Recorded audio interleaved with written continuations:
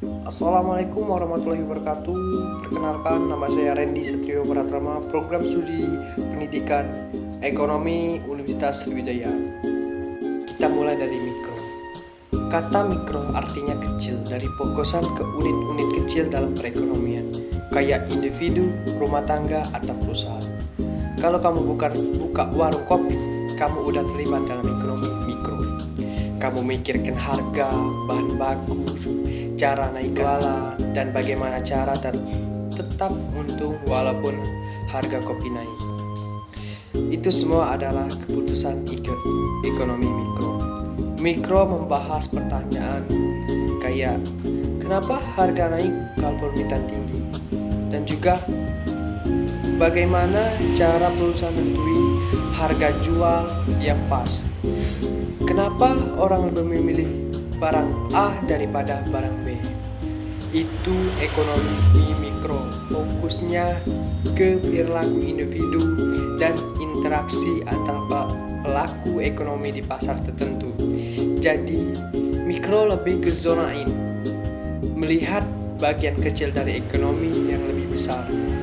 Contohnya lagi, kalau pemerintah naikin pajak rokok dan orang lebih memilih sedikit beli, itu efek mikro karena pengaruhnya langsung ke perilaku konsumen dan produsen di satu pasar tertentu. Jadi kalau ekonomi mikro ngomongin hal kecil, kita langsung ke ekonomi makro. Itu kebalikannya, ngomongin hal besar. Makro melihat perekonomian secara keseluruhan, bukan cuma satu toko, tapi seluruh sektor, seluruh masyarakat, bahkan satu negara.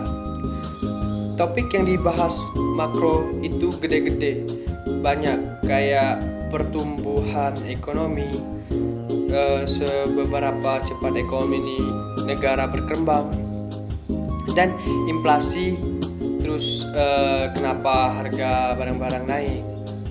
Yang ketiga yaitu pengangguran, kenapa banyak orang belum dapat kerja. Yang keempat itu kebijakan fiskal dan moneter, bagaimana pemerintah dan bank sentral mengatur ekonomi. Contohnya begini, waktu pandemi COVID-19 di tahun 2000 berapa itu, banyak negara mengalami perlambatan ekonomi, angka pengangguran naik, inflasi berubah-ubah. Itu semua analisanya di level makro.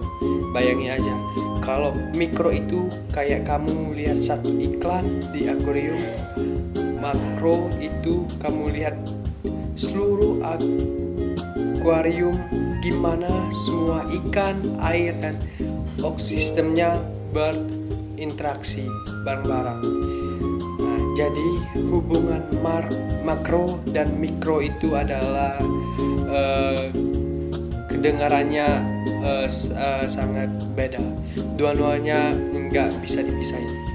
Jadi mikro dan makro itu kayak dua sisi dari satu koin ekonomi. Keputusan kecil di level mikro kalau dikumpulkan bisa berdampak besar di level makro. Contohnya kalau banyak orang berhenti belanja karena takut resesi, terus maka pemerintahan barang turun, perusahaan jadi ngurangi produksi, akhirnya angka pengangguran naik dan ekonomi nasional melambat. Lihat, dari keputusan individu, efeknya bisa sampai ke tingkat nasional. Sebaliknya, kebijakan makro juga pengaruh ke mikro. Misalnya, kalau Bank Indonesia naiki suku bunga, otomatis bunga pinjaman naik.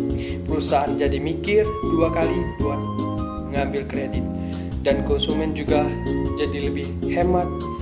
Dan semua keputusan kecil itu akhirnya balik lagi mempengaruhi ekonomi nasional.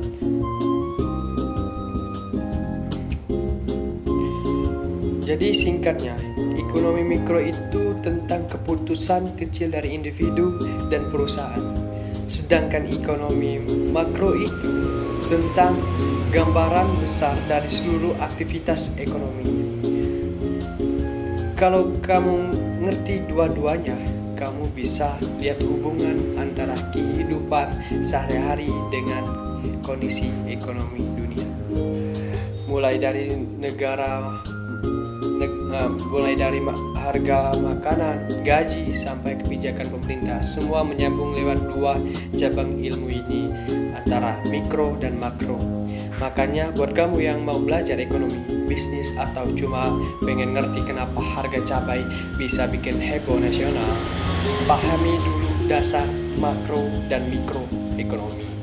Karena kalau kamu ngerti ini, kamu bakal lebih siap menghadapi perubahan ekonomi di masa depan. Itu saja dari penyampaian saya tentang perbedaan ekonomi mikro dan makro. Saya akhiri. Wassalamualaikum warahmatullahi wabarakatuh. Hey, I'm tripping, I'm sliding, I'm riding through the back like, hey, watch that on the beat, bro.